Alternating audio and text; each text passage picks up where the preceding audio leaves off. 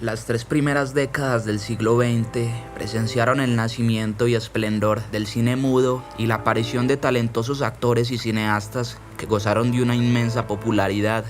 De todos ellos, ninguno llegaría a alcanzar un reconocimiento tan unánime entre el público y la crítica como el británico Charles Chaplin, que vivió entre 1889 y murió en 1977, considerado uno de los grandes genios de la historia del séptimo arte. Creador del tierno y humanísimo Charlotte, personaje más que universal y que cabe en el mismo actor y cineasta, Charles Chaplin sobrepasó en su filmografía de madurez la idiosincrasia meramente lúdica del género cómico para transmitir al público su perspectiva crítica sobre el capitalismo salvaje, el auge de los totalitarismos y la deshumanización del mundo moderno. La profundidad de tales cargas, cuya vigencia comprobamos al revisar sus películas, llegaron a ponerlo en el punto de mira de la casa de brujas estadounidenses, hasta el punto de forzar el regreso a su país. Ningún hecho ilustra mejor su insobornable condición de artista comprometido. Los padres de Charles Spencer Chaplin eran cantantes y actores de variedades de origen judío que en su momento alcanzaron un razonable éxito, especialmente la madre Hannah Healy, hija de un zapatero, menuda, graciosa y con una agradable voz. El niño nació a las 8 de la tarde del 16 de abril de 1889 en la calle londinense de East Lane, en Walworth. No era un buen momento para la familia. El padre Charles había abandonado el hogar en pos de su afición alcohólica y Hannah se vio obligada a mantener por sí sola a sus hijos Sidney y Charles. Estaba en la cumbre de su carrera artística con el seudónimo de Lily Harvey, pero comenzaba a fallarle la voz. En 1894, durante una función en Aldershot, su gorjeo se quebró en medio de una canción. El empresario mandó a escena al pequeño Charles de 5 años, que imitó la voz de Lily, incluyendo el desfallecimiento final, para gran diversión del público. Ese fue su debut artístico. El fracaso y la falta de dinero trastornaron la salud mental de Hannah Hill, que comenzó a dar muestras de extravío. Ella y los niños pasaron a vivir en el asilo de la calle Lambeth. Sidney y Charlie asistieron un tiempo a la escuela para niños pobres de Hanwell, sufriendo su severa disciplina y las burlas de los niños más afortunados. En 1896, el estado de Hannah obligó a recluirla en un sanatorio frenopático. Al año siguiente, Charlie se unió a los A Lancashire Lads, los 8 muchachos de Lancashire, un grupo de actores juveniles aficionados que hacían giras por los pueblos. Más tarde formó parte de otras compañías ambulantes, ya profesionales aunque muy modestas. En 1898 murió el padre, mientras Charlie Chaplin era ya un experto actor infantil. En 1901, con 12 años, representó el rol de protagonista de Jim, The Romance of the Cockney, y 4 años más tarde realizó una gira con The Painful Predicament of the Sherlock Holmes. El año 1906 fue afortunado para el joven cómico. Se inició con un contrato en el Cashy Corps Circus como una de las primeras atracciones y finalizó con otro contrato para la célebre compañía de pantomimas de Fred Karno, en la que también actuaba Stan Laurel. A los 19 años, Charlie vivió el primero de sus numerosos e intensos romances, al enamorarse perdidamente de la actriz Jerry Kelly. Con Fred Karno, el futuro Charlotte había perfeccionado y diversificado sus notables recursos mímicos, y el director lo incluyó en la troupe, que realizaba una gira a París en 1909 y al año siguiente otra de 6 meses por Estados Unidos. Fue la época en que Mack Sennett obtuvo un gran éxito con sus filmes cortos de bañistas y policías, basados en corridas, gesticulaciones exageradas, palos y peleas con tartas de crema. Sennett adivinaba las posibilidades cinematográficas de la mímica más refinada y compleja de Chaplin, y cuando este realizó su segunda gira en 1912, lo convenció para que se incorporase a su productora, la Keystone. Charlie Chaplin llegó a Hollywood en la primavera de 1913 y comenzó a trabajar en noviembre. El 2 de febrero de 1914 se estrenaba su primera película, Making a Live, Ganándose la vida, también conocida como Charlotte Periodista. En ese mismo año rodó 35 films en un rollo, cortos de entre 12 y 16 minutos de duración, escritos y dirigidos por Sennett, el propio Charles u otros directores. Todavía sus caracterizaciones eran solo esbozos del vagabundo ingenuo y sentimental que le daría fama en todo el mundo, pero como Chaplin interpretaban cada uno un oficio o situación distinta, se los bautizaría luego como Charlotte bailarín, Charlotte camarero, Charlotte de conquista, Charlotte de ladrón elegante, etc. El éxito fue arrollador y en 1915 la productora SNI le robó a Sennett su estrella por un contrato de $1.500 a la semana, una cifra fabulosa para un cómico de cine mudo que en Keystone venía cobrando 10 veces menos. Con la SNI, Chaplin pasó a escribir y dirigir los 14 films que rodó ese año. Tenían ya una duración de 2 rollos, una trama más complicada que introducía toques románticos y melancólicos en la receta humorística, y un guión meticulosamente estructurado y ensayado. En todos ellos, Chaplin era el protagonista absoluto, en alguno en rol femenino, y en la mayoría era Edna Purviance. Cabe recordar a Night in the Show, The Champion, A Night Out y sobre todo The Tramp, El Vagabundo, en la que redondeaba el personaje que luego se conocería como Charlotte. Él mismo contaría después que fue escogiendo casi al azar, como lo haría un vagabundo real, el sombrero, el bastón, los anchos pantalones, la chaqueta estrecha y los zapatones. El resultado fue el atuendo más famoso y perdurable en la historia del cine. La celebridad de Chaplin y su personaje era ya universal. El nombre de Charlotte se lo daría en 1915 el distribuidor de filmes en Francia, y el exitoso mimo cambió nuevamente de productora en 1916. Con la Mutual realizaría 12 películas en 2 años, entre ellas The Pawn Shop, El Prestamista, Easy Street, La Calle de la Paz y especialmente The Immigrant, El Inmigrante, las 3 con Edna Purviance. A principios de 1918, la First National contrató a Charlie Chaplin por la cifra récord de $1 millón anuales.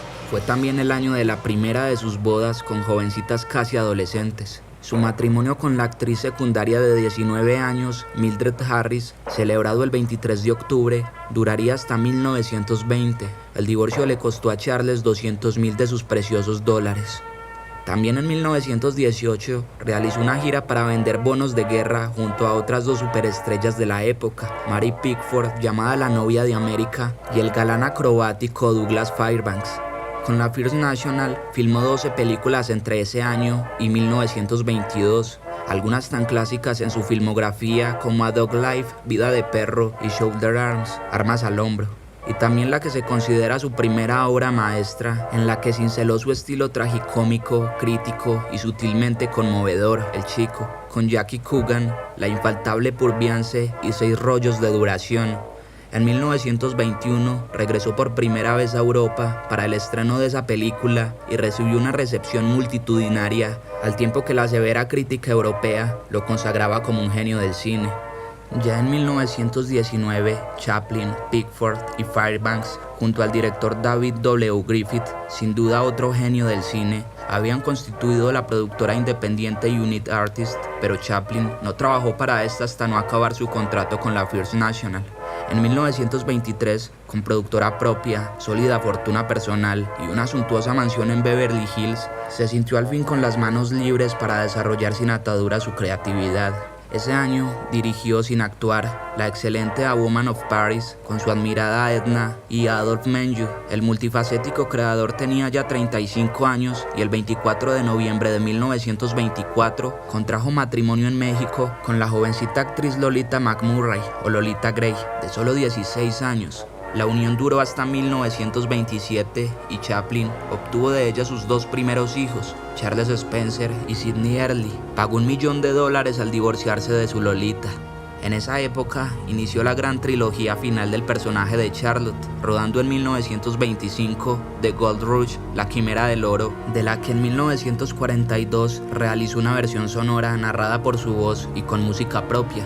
En 1927 se estrenó la primera película sonora, El Cantor de Jazz, con Al Jolson, pero Chaplin seguía fiel al cine mudo cuando en 1928 realizó The Circus, película que él mismo consideraba menos lograda que las que integraban la trilogía, pese a ser un magnífico filme cómico.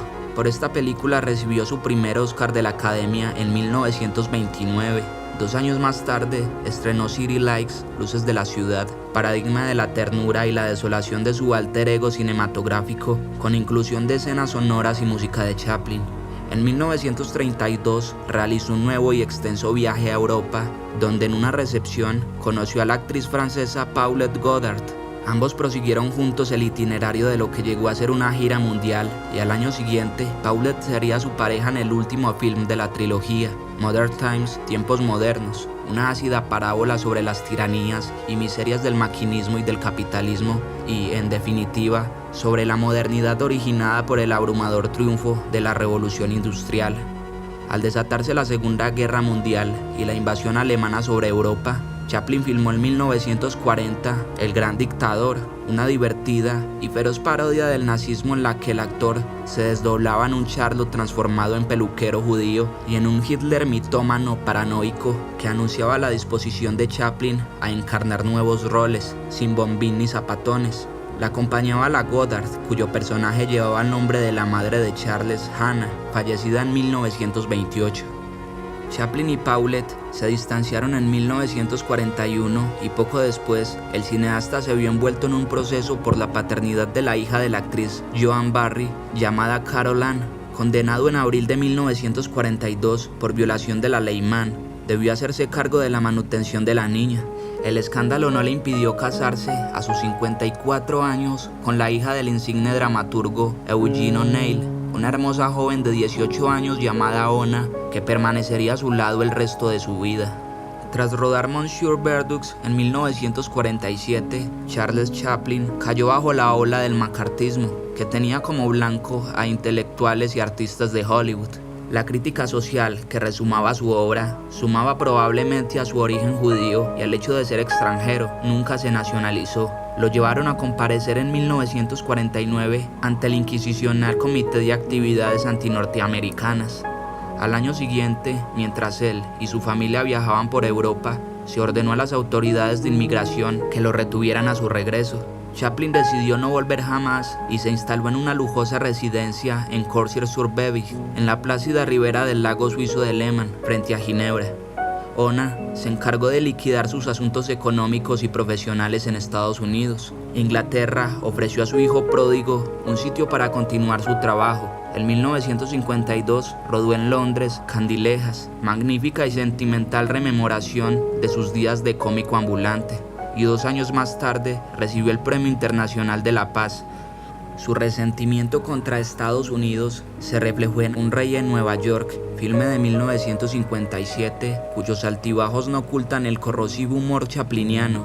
El gran cineasta era ya un anciano patriarcal y vitalista que comenzaba a escribir sus memorias en 1959. A los 78 años fue padre de su 8º hijo con Ona, Christopher, nacido en 1962, y en 1964 se publicó en Londres su autobiografía, Historia de mi vida.